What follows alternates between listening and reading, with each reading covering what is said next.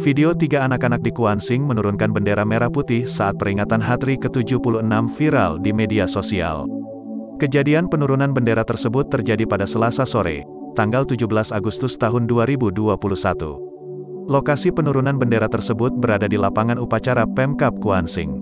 Lapangan yang digunakan Pemkab Kuansing kala menggelar upacara peringatan HTRI ke-76 pada Selasa pagi, tanggal 17 Agustus tahun 2021.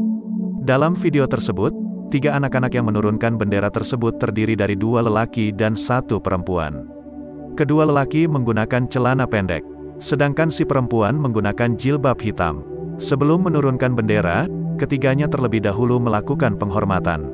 Setelah itu, bendera diturunkan secara perlahan.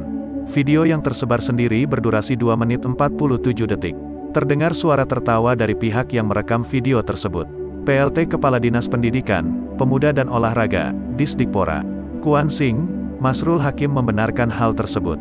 Itu sudah dibahas tadi. Kalau bisa langsung ke Pak Sekda, kata Masrul Hakim pada tribunpekanbaru.com, Rabu, tanggal 18 Agustus tahun 2021. Ia juga membenarkan tidak ada upacara penurunan bendera saat peringatan HTRI ke-76 yang dilaksanakan Pemkab Kuansing.